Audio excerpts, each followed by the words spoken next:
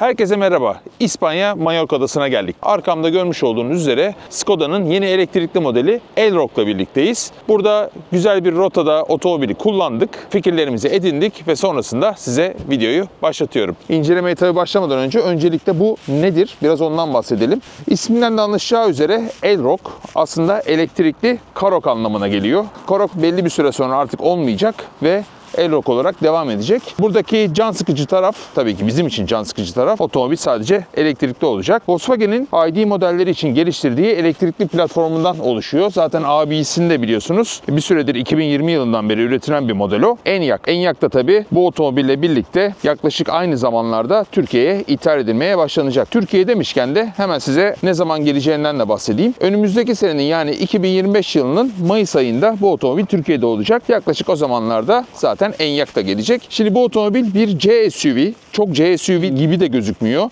Ama yerden yüksekliği hiç fena değil. SUV sayılabilecek bir yerden yükseklik var. 186 mm.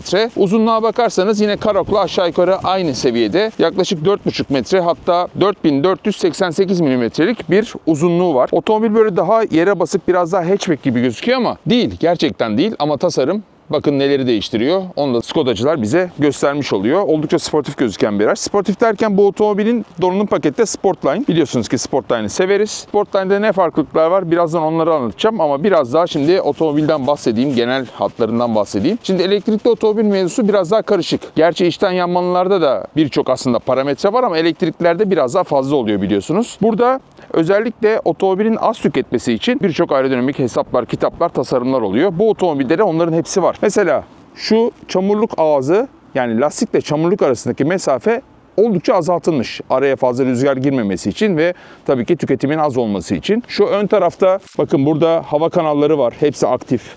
Yine arka tarafa da baktığınız zaman orada da var. Hoşunuza gitti mi bilmiyorum ama jantlar da sonuçta elektrikli otomobiller için tasarlanmış. Rüzgarın daha az direnç sağlaması ve tabii ki yuvarlanma direncinin de az olması için de lastiklerde biraz daha farklı tercih edilmiş. Bu otomobilde standartta 19 inç jantlar geliyor ama bunda 20 var. İstenildiği takdirde opsiyon olarak 21'e kadar da jant sunabiliyor. Bu arada hemen aşağı bir dipnot daha geçeyim. Skoda aslında 1900'lü yılların başlarından beri elektrikli otomobil üreten bir marka. O zaman da denemişler. Loren Clement E diye bir modeli varmış. 1908 yılı sanırım. Sonrasında zaten bir kamyon yaptılar. Yine elektrikli kamyon. Hatta bu kamyon ne için yapıldı? Sonrasında hatta Skoda Favorit'te bile elektrikli bir model olmuş. Zaten Enyaq'tan sonra da işte Elroq vesaire, bunlardan sonra zaten bir sürü elektrikli modelde olacak gibi gözüküyor. Tıpkı Volkswagen grubunun diğer markaları gibi. Aynı platformları kullanıyorlar. Aşağı yukarı batarya, motorlar vesaire de aynı. En azından yerleştirmeleri aynı. Fakat tabii ki burada performans düzeyleri ve tüketim düzeyleri farklı. Rakamları farklı. Onları da birazdan içeri girdiğimiz zaman otomobili kullanırken anlatırım. Bakın Sportline'da yine klasik krom kullanmıyorlar. Her yer siyah. Buradaki logo siyah. Zaten burada Sportline yazıyor. Şu aşağı tarafta difüzörün olduğu yerde oralarda hepsi siyah. Bu arada bu otomobile özel şurada güzel bir detay daha var. Ön tarafa da baktığınız zaman bakın artık burada bir Skoda logosu yok. Logo yerine burada Skoda yazıyor. Yine Skoda'da ilk kez kullanılan şöyle bir yapı daha var. Bu yapının arkasında işte bütün radarlar, sensörler vesaire gizlenmiş. İlerideki Skoda modellerinde de bu yapıyı görmemiz mümkün olabilir. Burada gündüz farlarımız var. Asıl farlar aşağı tarafta ve bunlar LED matriksi olarak geliyor ve içeride 36 tane farklı LED var ve bunlar da adaptif olarak zaten işte karşıdan otomobil geldiği zaman ya da işte viraj farları vesaire olarak ayrı ayrı çalışabiliyor. Yine şu aşağıda baktığınız zaman bakın burası da Sportline'da siyah olarak geliyor. Hemen size şöyle Sportline olmayan bir modeli de hızlıca göstereyim. Test araçlarının olduğu yerde olduğumuz için. Bakın mesela bu Sportline değil. Bakın şu aşağı taraf yine böyle fırçalanmış alüminyum gibi gözüküyor. Farklı bir yapısı var. Bunun jantları da farklı. Bakalım kaçmış. Yine Hankook kullanılıyor. 235, 50, 20 ebatında lastiklerimiz var. Şimdi bizim otomobilimize tekrar geri dönelim. Şimdi yine bizim klasik testimiz. Bagajdan devam edelim. Klasik testlerimiz gibi diyelim daha doğrusu. Bu otomobilde 470 litrelik bir bagaj var. Rakiplerinle kıyasladığınız zaman orta değerlerde kalıyor. Bundan daha fazla bagaj hacmi olanlar da var. Daha az olanlar da var. Dolayısıyla standartlarda bir bagaj ama bagaj içinde çok fazla böyle öğe var. Zaten Skoda'nın Simply Clever felsefesini biliyorsunuz. Bu otomobilde onu biraz daha geliştirmişler. Bakın mesela burada bir tane şöyle file gibi bir şey var. Ya da perde diyelim. Bunu alıyorsunuz, buraya takıyorsunuz. Tabii bunu çift elle yapmanız gerekiyor. O zaman size burada bir alan daha oluşturuluyor. Bu alanda ne yapıyorsunuz? İşte spordan geldiniz ya da işte ıslak bazı tişörtünüz, ayakkabınız vesaire var. Onları buraya koyabiliyorsunuz. Normal bagaj yerinden bunları ayırmış olabiliyorsunuz. Onun dışında bakın hemen panzotun altına bir file yapmışlar. Şu fileye de işte şarj kablosunu vesaire de yine koyabiliyorsunuz. Bu yan tarafta yine farklı gözler var. Bakın çekmece gibi altta da var. Burada fileler var. Yine o tarafta arkada fileler var. Burada yine işte trafik setini vesaire koyabileceğiniz yer var. Burada bir göz var. Burada yine bunu buradan alıp koyabileceğiniz yerler. İşte torbaları asacağınız yerler vesaire bulunuyor. Bir tane de 12 volt soketimiz var tabi. Hemen tabana geçersek tabanda da böyle çift kademeli bir taban yer alıyor. Hemen onun altına da bakalım. Burada yine şarj kablolarımızı koyacağımız bir göz. Bunun altında da yine bakın 2 tane kocaman göz yer alıyor. Bu arada bu panzotu alıp şu alt tarafa da koyabiliyorsunuz. Bakın burada da yerleri var. Panzotu biraz daha aşağı koyup panzotun üstüne de bir şeyler koyabiliyorsunuz. Bir şey daha söyleyeceğim. Eskiden biliyorsunuz depo kapağındaydı bu buz küreyici. Şimdi onu buraya koymuşlar. Tabii ki elektrikli bagajımız da var. Yani oldukça kullanışlı. Diğer Skoda'lardaki gibi bir bagajımız yer alıyor. Hemen şuna da bakalım. Evet, şemsiyemiz yine yerli yerinde mevcut. Biliyorsunuz Karok'ta bu şemsiye yeri yoktu. Şemsiye geliyordu ama kapıya bunu koyamıyordunuz. O güzel bir ayrıntı olmuş. Burada yine Kanto'nun, Skoda hep bunlarla çalışıyor biliyorsunuz. Müzik sistemi, onu güzel bir şekilde yapmışlar. Kapıların içleri Karok'ta bakın halı değildi. Burada halı yapmışlar. Şuradaki kapı kolu zaten oldukça şık. Burada da kapıyı kapatmak için yine güzel bir tasarım detayı var. Sportline koltukları zaten mevcut modellerden biliyorsunuz. Yine alkantara, kumaş karışımı. Ama tabii bunların hepsi geri dönüşebilen malzemelerden yapılmış. Elektrikli hafızalı koltuklarımız var. İç tarafa da şöyle kabaca bakarsak ama bundan önce bir arkaya bakalım değil mi? Geniş mi? Ne kadar geniş? Ön taraf bana göre ayarlanmış. Yani koltuk arkada. Hatta otomobili stop ettiğim için koltuk biraz daha arkada. Normalden biraz daha öne gelecek. Onun için ayarını yapmıyorum. Bakın diz mesafesi konusunda yine söyleyeceğim. Normal standartlarda bir insan değilim. Boyum 1.90. Dolayısıyla ben burada rahat edebiliyorsam çoğu insan rahat edebilir diye düşünüyorum. Ellerim buradan geçebiliyor. Bir parmaklık falan bir mesafe kalmış. Buraya bir şeyler koyabiliyorsunuz ama cep telefonunuzda şuraya koyabileceğiniz bir yer daha yapmışlar. Yine bu tarafta da aynı şekilde. Burada koltuk ısıtmalarımız mevcut. 3. bölge klimamız da aynı şekilde mevcut. Burayı zaten yine Kodiaq modellerinden de biliyorsunuzdur. Çıkabilen bir yapı var burada ve buraya malzemelerinizi koyabiliyorsunuz. İsterseniz de şunları şu şekilde açarak bardaklıkta yapabiliyorsunuz. Bunlar yine Skoda tarafından çalışılmış güzel, simply clever detaylar. Kol dayama da aynı şekilde burada bardaklıklar var. Hatta bunu bile farklı bir şekilde düşünmüşler. Burada bardaklarınızı koyduğunuz zaman ani frende vesaire dökülmemesi için şuraya bir böyle stoper gibi bir şey yapmışlar. Bardaklarınızı koyuyorsunuz. Şurada işte incik boncuk, telefon vesaire koyacağınız yerler var. Ve buradan da tabii ki arkaya bagaja ulaşabiliyorsunuz. Bu da bence güzel bir ayrıntı. Bir şey daha unutmayalım. Burada da bakın perdeler var. Bu tabii ki test aracı en donanımlı paket ve arkada da yine ambiyans aydınlatmaları devam ediyor. Bunları seversiniz. Şimdi bu otomobilde yine klasik bir yeni model Skoda'larda gördüğümüz göğüs tasarım mevcut. Buradan başlayarak ortaya doğru böyle içeri doğru kıvrılarak gelen fakat böyle biraz daha yatay olarak giden yani kaputu buradan görebileceğiniz bir tasarım mevcut. Direksiyonumuz yine bildiğimiz Sportline Skoda direksiyonu. Fakat bu sefer ön taraf gibi, kaput gibi burada da logo yok. Skoda yazısı var. Bunlar hep Skoda'nın gelecekte bu şekilde otomobiller üreteceğinin işaretleri. Hatta otomobili şuradan çalıştıralım. Çalıştırma yeri yine aynı yerde. Daha doğrusu aktif hale getirme butonu aynı yerde. Bakın şöyle bir kadran var. Küçük bir kadran. Ama şu düğmelerle bu kadranın içinde gezinebiliyorsunuz. Kadranı çünkü 3'e ayırmışlar. İşte sağa sola gittikçe otomobille ilgili yol bilgisayarı verileri, otomobilin kaç kilometreye gittiği, şarj durumu, menzili vesaire gösterebiliyor. Tabii bunları da buradaki yol bilgisayarından değiştirebiliyorsunuz. Bu taraftan navigasyon verilerini alabiliyorsunuz. Burada da yine yol bilgisayarı verileri ve navigasyonda döneceğiniz yeri de gösteren bir ayrıntı var.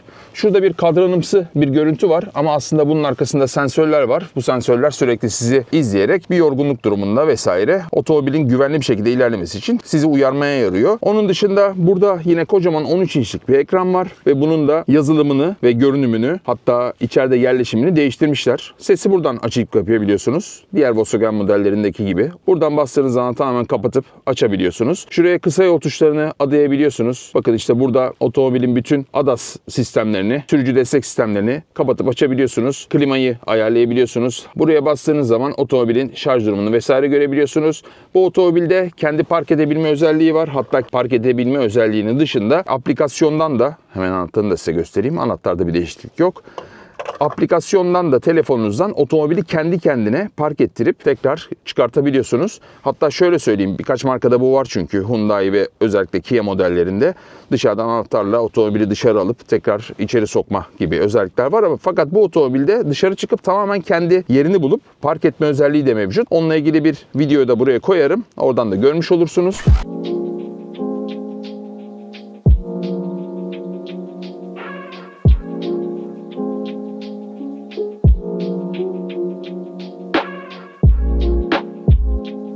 Onun dışında burayı gayet kullanışlı hale getirmişler. Kısa yol tuşları gayet iyi olmuş. Buradan tek tek verilere ulaşabiliyorsunuz ve veriler hızlı bir şekilde geliyor. Bakın son kullanma verilerimizi göstereyim. 49 km ortalama sürat, 77 km yol yapmışız. 1 saat 34 dakika sürmüş ve 16.4 kW yakmışız. Bu otomobilin katalog verisi ise 15'ler civarında. Yani aşağı yukarı unuturmuşuz. Bu arada otoyola da biraz çıktık ama 90 kilometreyi çok geçmeden, çok da trafikte kalmadan yaptığımız tüketim verisi bu. Buradan işte yine otomobilin verilerini vesaire her şeyi buradan ayarlayabiliyorsunuz. Ama buraya kısa yollar vesaire atıyor olmak da bu otomobili multimedya ekranını çok daha kullanışlı hale getirmiş. Bu arada navigasyonla ilgili de bayağı gelişmeler var. Onlar da bu otomobilde gayet iyi çalışıyorlar. Hemen aşağı bakarsak burada işte kısa yol tuşlarımız var. ADAS sistemlerini buradan kısa yolla ayarlayabileceğiniz bir buton. Sürüş modunu buradan ayarlayabiliyorsunuz. Sürüş modu da zaten Eco, Comfort, Normal, Sport ve kişiselleştirebilir olmak üzere modlarımız var. Kendi kendine park işini buradan ayarlayabiliyorsunuz. Zaten işte dörtlüsü, otomobilin kilidi. Buraya bastığınız zaman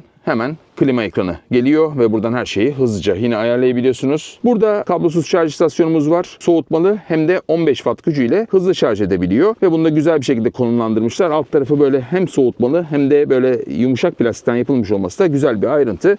Burada bardaklıklarımız yer alıyor. İstersek bu bardaklıkları şu şekilde çıkartabiliyoruz. Tekrar koyabiliyoruz. Burada yine güzel bir gözümüz var. Vites topuzumuz çok şık. Dikkat ettiniz ve burada bir park butonu yok. D'deyken el frenini çektiğiniz zaman otomatikman park moduna geçmiş oluyor. Kodyak'tan da bildiğimiz ekran temizleme aparatımız geliyor. Hemen burayı da açtığımız zaman yine soğutmalı mı bu? Büyük bir göz mevcut. Yine burada bir tablet vesaire koymak için yerimiz var. Hemen bunu da çıkardığımız zaman bakın daha derin bir göz ortaya çıkıyor.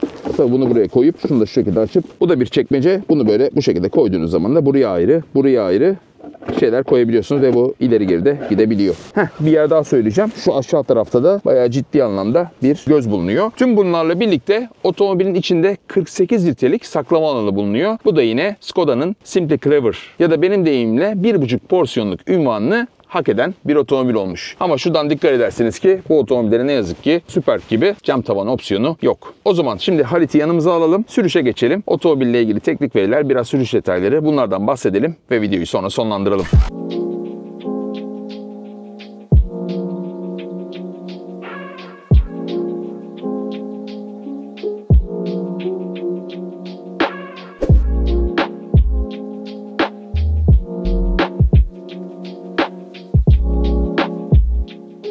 Evet Halit abicim. Abicim diyorum ama abicim. Abicim. Kaçta olmuşsun oğlum sen? 1974. 4 yaş için abi olmam ben ya. 30 sene önce konuşuyor olsaydık aynıydı. 30 senedir de tanıştığımız için neredeyse o zaman abi diyorduk, abi kaldı galiba. Yok yani. Abi öyle ben lafın gelişi söylüyorum. Eyvallah. Halit'ciğim ne yapıyorsun? İyiyim Burak'cığım, sen ne yapıyorsun? İyi be ya. Nasıl, beğendin mi? Bazı yerlerini beğendim, bazı yerleri daha iyi olmalıydı diye düşündüm. Daha iyi olmalı dediğin yerlere hemen girelim. Sonra ben anlatırım. Hemen söyleyeyim abi o zaman. Bir kere tasarım olarak hani şu içeriye doğru girinti yapıyor ya. Sevemiyorum, böyle üstüme geliyor gibi hissediyorum. Keşke böyle olmayaydı dedim. Şunu biraz ileri itseydi. Evet yani. Bana bir zararı yok. Bana da yok. Yani alan olarak bir problem yok. Evet ama yani daha önce başka markalarda da böyle tasarımlarla karşılaştığımızda hoşlanmamıştım. Bir de arka tarafta diz ve baş mesafesi konusunda benim için değil ama senin için problem var. Evet yani benim tarafımdan da bakarsam benim mesela dizlerim hep buralara değer. Evet. Çoğu otomobilde. Yine burada bir boşluk var ama çok az bir yer kalmış. Yani biraz daha ileri gitmek durumunda kalırsam, arkası dedin ya biraz daha küçük. Arkaya böyle çok büyük, uzun boylu birileri oturursa biraz öne almak durumunda kalırsam burası değer. Biraz daha ileride olsaydı çok daha rahat ederdi. Çok daha rahat olur. O konuda haklısın. Bu arada malzemelerden hiç bahsetmedik.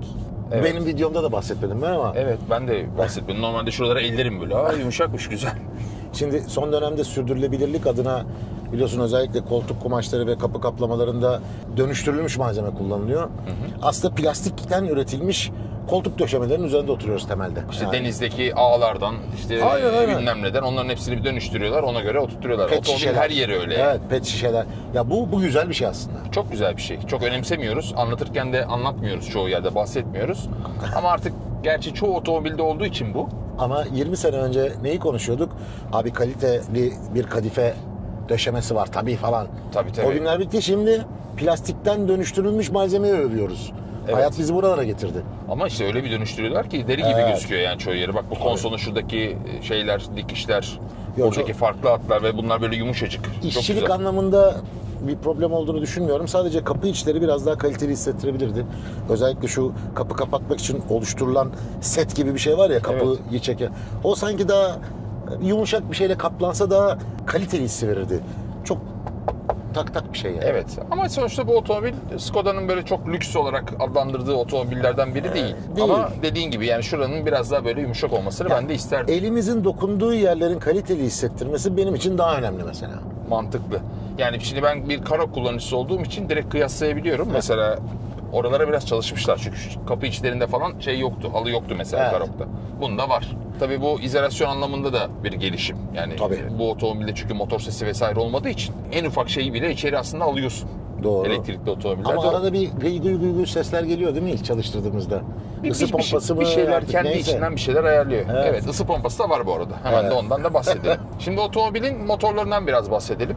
Aslında 3 tane batarya çeşidi var. Ve bunlarla birlikte de motorlar da farklılaşıyor güç olarak. Bir tane 50 kW'lık, bir tane 60 kW'lık, bir tane de 85 kW'lık diyorum ama aslında otomobilin arkasında da yazıyor. Şöyle 50 var, 60 var, 85 var, bir de 85X var ama o daha yok. O çift, yani 4 tekerlekten çıkış olacak dediler ona. 2 motor, 4 tekerlekten çıkış. 50 dediğinde aslında 50 batarya büyüklüğünü ima ediyor ama tam olarak 50 kWh değil o batarya. Değil. Batarya kapasitesi 50 dediği versiyonun aslında 55 kWh ama brüt. Neti 52 kWh. 60'ın brütü 63 kWh, neti 59 kWh. 85'in brütü 82 kWh, kullanılabiliri 77 kWh. Bu biraz Audi'nin yaptığı hikayeye benziyor. Ya o çok karışık abi 35 ya. Evet, ben hiç anlamıyorum onu zaten de. Niye yaptılar, niye ettiler? Şimdi daha da kötü bir duruma girdiler zaten. Evet, A5'ler, A4'ler A5 oldu falan, bir şeyler oldu. Dediğin gibi beygir güçleri de farklı bu arada. Yani 50 versiyonunda 125 kW'lık motoru var. 60'da 150 kW'lık motor var. 85'te 210 kW'lık motor var. Yani 278 beygir falan mı oluyor? Yani Öyle bir şey oluyor. 280'lere yakın bir şey o 280'lere civarlarda. yakın bir şey oluyor. O da gayet ciddi. Tork değerleri de çok yüksek. Evet, torkları 545 söyleyelim. miydi? 545 şu İçinde anda bulunduğumuz. kullandığımız 85'inki. 545 de iyi rakam yani. Evet. Diğeri de galiba 310 ya da 320 Evet, olması lazım. aynen oralarda 60'lık geziyor. olanın. 50'lik olanın ya aslında 50'den çok bahsetmemek lazım. Çünkü bize Gelmeyecek. sadece 60 ve 85 gelecek. Doğru. Bütün odak zaten şu anda 60'ta. Çünkü 60'ı %10 ÖTV dilimine sokmaya çalışıyorlar ki otomobil uygun fiyatlı olarak gelsin. Yani bugünkü gelebilsin. şartlarda sokabileceklerini söylüyorlar, onu söyleyelim. Ama bu versiyon %10'a girmez. Yok, girmesinin imkanı yok. Hatta 60 versiyonunun üst donanımlı paketleri de girmeyebilir. Girmeyebilir. Evet. Ona yapacak bir şey Evet. yok. Yani içeriği anlattım zaten daha önce. İçeride şöyle bir durum var. Skoda zaten genelde hep bunu yapıyor. Ben de aslında biraz bunu seviyorum. Bazıları seviyor, bazıları sevmez. Yani içeride böyle çok tasarım fonksiyonelliğin önüne geçmemiş Evet. Skoda modellerinde.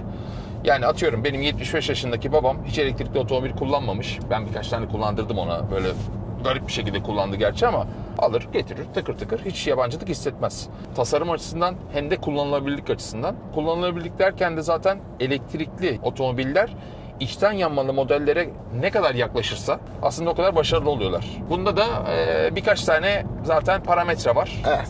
Yani atıyorum fren pedalını, dozlamasını bir türlü ayarlayamıyorlar demeyeyim de yani onu içten yanmalıya yaklaştırabilen model sayısı az. Sen Çok de fazla aynı değil. düşünüyorsun. Evet, Çok çok fazla fazla değil. değil. Gaz pedalı da keza aynı şekilde. Çünkü şu anda 280 beygirlik neredeyse bir otomobilin içindeyiz. 550 Nm'ye yakın torkumuz var. Çok ciddi bir rakam. Çok. Yani burada gaz pedalını sen iyi ayarlayamazsan müşteriler konusunda bayağı tehlike yaratabilirsin kullanıcılar konusunda. Ya oradaki tabii problem şey bence. Tesla'nın başlattığı hani çok yüksek performansa uygun fiyatta sahip ol. Aslında temelinde bir şey bu. Evet. 3 Evet. saniyede 100 kilometreye Evet. çık. İşe de git. Bana göre doğru değil. Bu arada tabii mesela hani 100 lira diyorsun ya 75 yaşındaki babam oturup kullanır. Evet, çünkü benzinli veya dizel bildiğimiz içten yanmalı motorlu otomobillerden çok farklı bir kumanda biçimi yok. İşte Tesla'da ne yapıyorsun? Sileceği ayarlamak için soldaki kolun ucundaki tuşa basıyorsun. Sonra ekranda onun şeyi çıkıyor, ayarı. Onu da direksiyon üzerindeki başka bir düğüm üzerinden otomatiğe mi alayım? Birinci seviye, ikinci seviye, üçüncü seviye mi? Abi bunda öyle değil ki. Kolu yukarı aşağı hareket ettir, bitti. Bu kadar. Yani. Ya işte yani onu çok sevenler de var. Garip buluyorlar. Evet. Hoşlarına gidiyor farklı olmak içeride. Ama bence dediğin gibi bana da hiç hoşuma giden bir şey değil. Yani biz şöyle bir anım var. Bir tane Tesla aldık, sıfır. Gittik onu kaplattık abi. Sonra kaplattıktan sonra da yola çıktık. İlk defa bir Tesla kullanıyorum. Daha 100 metre, 200 metre gitti. Sola döneceğiz abi. Arkadan geldi, çaktı biri. Oo. Evet. Daha yeni kaplanmış. Neyse ki kaplatmıştık arabayı PPF. Orada çizimimiz olmadı ama ne yaparsın? Arabadan inmeden önce dörtlü yakarsın değil mi? Evet. Nerede Dörtlüsünü dörtlü? bulamadım abi. Tabii tavanda. Tavanda. Oraya bak, buraya bak. Menünün içinde mi falan filan. Daha dörtlüyü yakana kadar zaten adam neredeyse kaçacaktı. İnemedik arabadan yani 2 dakika falan filan. Yani bazı şeyleri böyle çok basit yapmaları lazım. Gözün kapalı bile bir otomobile bindiğin zaman şuraya ve yerde olması lazım dörtlü. Yani şöyle Evet. 3 kere bir ellesen dörtlüyü bulursun.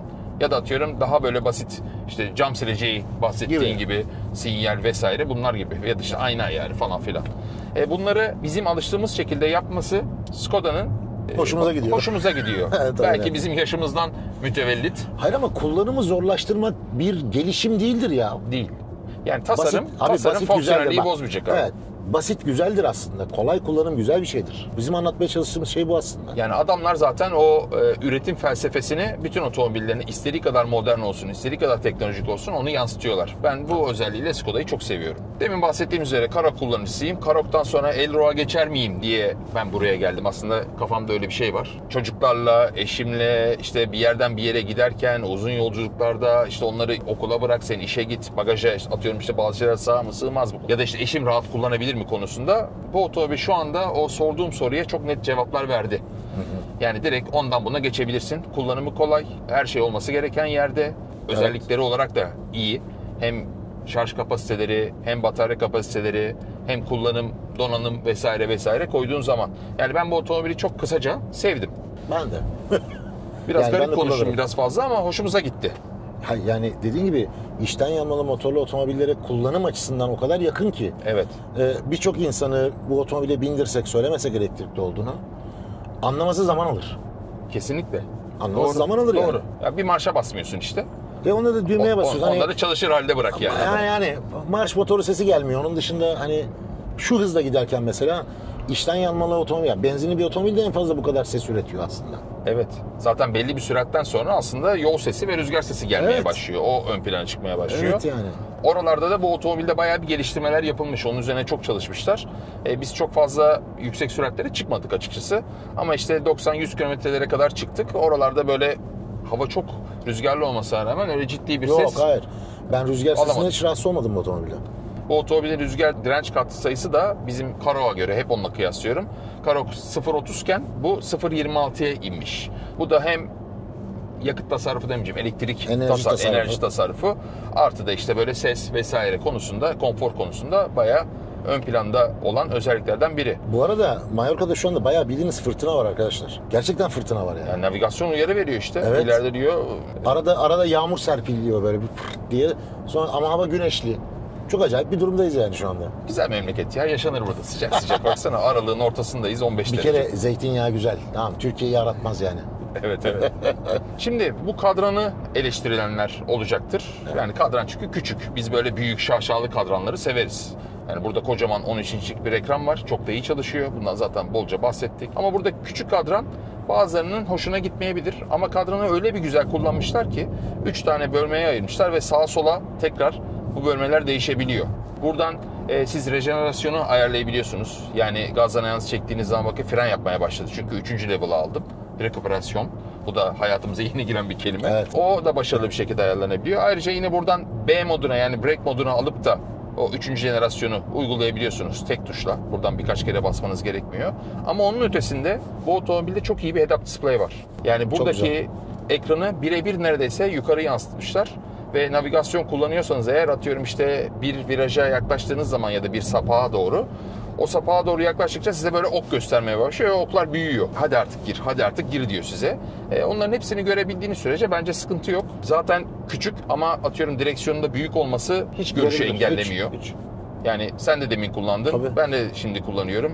Boylarımız farklı, kullanma yerlerimiz farklı, Evet, pozisyonlarımız farklı. Ona rağmen o konuda da gayet iyi. Bu arada head-up display'e alışırsan oraya bakman gerekmiyor zaten. Evet ben zaten oradayım şu anda. Hiç buraya bakmadım bile.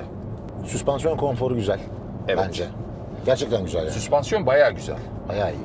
Çünkü 20 inç jant var ama 50 yanak lastikler var. Profilimiz 50. Hem o da biraz etki ediyor buna. Ama bu otomobilin ağırlığı da 2200 kilolarda. 2.2 tonlara Aşağı yakın. yukarı Aşağı öyle. yukarı. Aşağı yukarı öyle. Yani böyle ağır bir otomobilde süspansiyon çok önemli ve bunu ayarlayabilmek de çok önemli. Gerçi bu otomobilde DCC var. Sertliğe ayarlıyor süspansiyon kendi kendine ama olmasa bile yine de normal çelik süspansiyonlarla da gayet iyi olacak diye düşünüyorum. Şeyi sevdim ben. Yaylanma karakterini sevdim. Evet. Çok uzun süre yaylanmıyor. Çok sert yaylanmıyor. Gayet tatlı bir yaylanma ve hemen bitiriyor onu. Fakat onu da sert bitirmiyor. Evet. Yani ne yumuşak değil ne sert değil. O çok başarılı ya. Bence de çok başarılı yapmışlar. Yani şunu kabul edelim. Elektrikli otomobiller hala daha temel olarak şehir içi kullanım için avantajlı. Ağırlık zaten bütün otomobiller neredeyse hayatının %95'ini şehir içinde geçiriyor. Doğru. Elektrikler de öyle. Dolayısıyla şehir içi kullanımda böyle bir süspansiyonu kesinlikle tercih ederim. Ben de. Yani ben sert süspansiyonu çok seven biri değilim zaten. Bu arada ön tarafta motor yok. Kontrol üniteleri, ısı pompası vesaire. Tabii. Hepsi ön tarafta yer alıyor. Bu otomobil arkadan itişli. Bu da sevdiğimiz özelliklerden biri ve Skoda'larda pek görmeye alışık olmadığımız özelliklerden biri. Gerçi o eski Skoda bacak dediğimiz Onlar öyle. onlar arkadan itişliydi hep ama arkadan motorluydu zaten. Ondan sonra da hatta o dönemde özellikle Bulgarların falan rallilerde yarıştıkları 135L vardı. Evet doğru. O da Hatırlarsın. öyleydi. O da arkadan motorlu, arkadan itişliydi. Doğru. Ama önden motorlu ve arkadan itişli Skoda pek yok benim hatırladığım ya, o kadarıyla. eski dediğin gibi hani yamuk bacak pick-up'lar döneminde vardı. Ya da rakiplerine baktığın zaman, elektrikli SUV'lere baktığın zaman da arkadan itişli pek yok. Yok. Yani var aslında, TOG vesaire var ama Elektrikli çağı arkadan itişi geri getirdi. doğru. Bu da kullanım zevkini biraz daha iyileştirir tabii ki Yani bizim için. Bizim için. Bizim için hoşumuza Bizim gidiyor. için. Tabii 4 tekerlekten çekişli versiyonunda ön tarafta da bir motor geliyor. İkisinin birlikte tork dağılımı elektronik olarak yapılıyor. Arada şaft vesaire hiçbir şey yok. Şimdi bu otomobilin biraz daha teknik verilerine gelelim, datalara. Buraya da baktığımız zaman aslında otomobil 6.6 saniyede mi çıkıyordu 100 kilometreye Evet. bu? 6.6 saniye. 6.6 saniyede çıkıyor. 60'lık versiyon, yani giriş versiyonu, Türkiye'de en azından giriş versiyonunda göreceğimiz versiyonda 8 saniyelerde. 8.6. 8.6. Evet. Ben kontrol edeyim mi? Evet. Arkadaşlar ben ihtiyarım, ondan 4 yaş daha. Ama senin benden daha iyidir. 8.5'muş ya. Ben de diyorum 8.6 değil ama 6.6 doğru ama değil mi? 6.6 doğru canım. Tamam. Sıkıntı yok. Ama son süratlerde tabii elektriklilerde şöyle bir durum var. İçinde bulunduğumuz otomobil, yani long range'li ve 85 olarak adlandırılan güçlü otomobil 180 kilometre son sürate kadar çıkabiliyor. 180'de sınırlı. 60 versiyonunda ise 160 kilometrede sınırlı.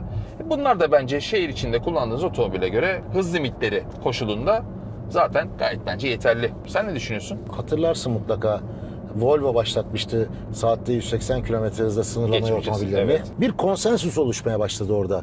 Belki de elektrikli otomobil çağına hazırlık için yaptılar bunu ama yüksek hız kazalarında ölüm oranları çok yüksek. Benzinli veya dizel motorlu otomobillerde son hızı azaltmanın mantıklarından biri bu olabilir. Diğer taraftan tabii emisyon da olabilir.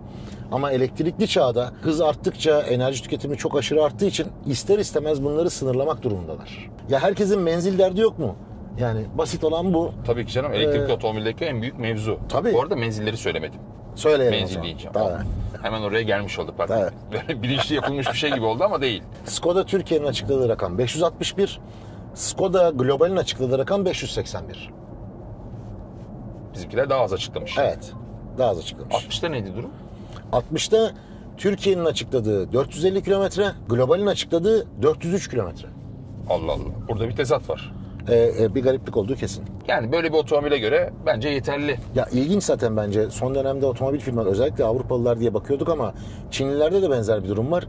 C segment otomobillerde genelde 450 kilometre civa, yani B'ler ve C'lerde 400 ile 500 arası diyelim. Menziller standart hale gelmeye başladı. Evet. O bataryayla da biraz alakalı. Ya Yani elbette, normalde bu tabii otomobiller ki. işte 15 kW gibi tüketiyor. 100 Aşağı yukarı, kilometrede. aşağı Bunun da yukarı. verisi öyle zaten, ortalama verisi. İşte 100 kilometrede 15 ise 60 kW'lık bir bataryan varsa zaten 400 yapmış oluyorsun. Abi işte bunlar endüstri standartları haline gelmeye başladı. Evet. Bakalım ileride binler göreceğiz tabii de. Ya işte mutlaka. şimdi öyle çıkan hani çıkacağı söylenen çilli otomobiller falan oluyor ya 1000 kilometre. Evet. İyi de yani 120 kWh bataryayı bana koy ben de giderim 1000 kilometre yani. Tabii canım. Değil mi yani? Şimdi Tabii. bir de bakmak lazım. Gidip buradan başlarım ve Almanya'ya kadar yürürüm Ha, yani. tabii yani. Enerji soluksuz. Ve hani orada mesela şeye dikkat ediyorum. Mesela Çinli otomobiller için söyleniyor. Acayip işte az tüketiyor, acayip uzay. Abi teknik verilerine bakıyorsun. Yok hani normal. Hani Az tüketmiyor. çok acayip böyle farklar yok. Büyük batarya koyuyorlar. Mesela. En büyük avantajları o. Çünkü maliyetleri Orada bir de bak var. WLTP'ye benzer onların Çin ölçümleri var ya. Onlar da kafa karıştırıyor bazen. Onları yapıyorlar. Yani. Kendilerine uyduruyorlardır onları. Yani onların kendi Euro NCAP'leri var biliyorsun vesaireleri var. Tabii oradan 5 alıyor. Bize olmuyor işler. Tabii değil mi? Yani o yüzden uluslararası gerçek standartlar oluşmadan bu konularda çok net yorumlar yapmayı doğru bulmuyorum ben. Avrupa'da satılan Çinlere bakıyorsun mesela. Avrupalılardan daha uzağa gitmiyor abi otomobillerde. Menziller hemen hemen aynı yani. Doğru. O işte uygun fiyatla yapıyorlar. Uygun fiyatla yaptıkları zaman bütün hikaye uygun bütün hikaye fiyat. orada. Bütün hikaye orada kardeşim. Çünkü bizde de her şey sonuçta birinci kriter fiyat. Tabii canım. Şimdi bu otomobil de mesela %10'a girdiği zaman ne olacak? Gerçi Tesla var, TOG var. Bütün bu sınıftaki benzer markaların bu sınıftaki otomobilleri aşağı yukarı aynı fiyatlarda olacak. Başka çareleri yok. Başka çareleri yok. Tabii ki. Ama burada tabii tüketicinin talepleri farklılaşıyor. Bazıları Tesla'yı çok uçuk buluyor. Bazıları yere göre sığdıramıyor.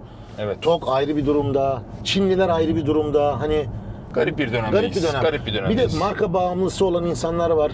Skoda kullanıyordur 10 yıldır, 15 yıldır.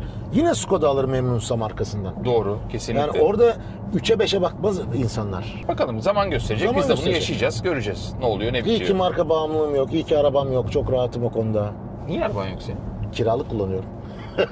Her araba benim zaten Tabii, diyorsun. her araba Gerektiği benim zaten. zaman hepsini alırım kullanırım diyorsun. Kimsenin kalbi kırılmasın diye. Bak şımarıklığa bak yalnız. Vay. Neyse bu konu başka yerlere gidiyor. Biz ufak o zaman videoyu kapatalım. Tamam. Bir de hızlanmasına bakalım ya. Bak. Madem 270 küsür beygirlik otomobildeyiz. Düz mü? İleride bir şey var mı? Yeter Yol var yeter mı? o düzlük bize. Ho. Güzel abi daha ne olsun Vallahi ya. gidiyor.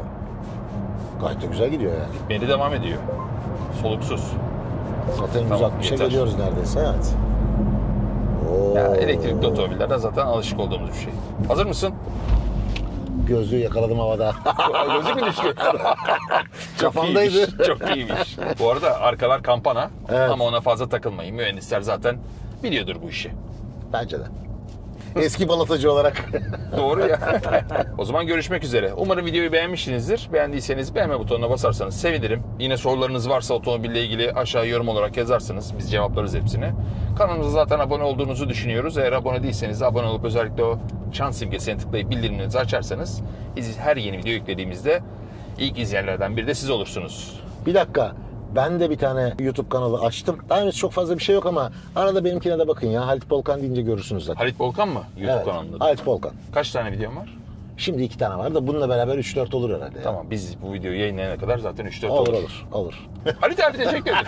Halit baba teşekkür ederim. Ben teşekkür ederim kardeşim. Ağzına ellerine sağlık. Sağ ol. Çok teşekkür ederim. Arada yapalım böyle. Tamam. Görüşürüz. Hoşça kalın.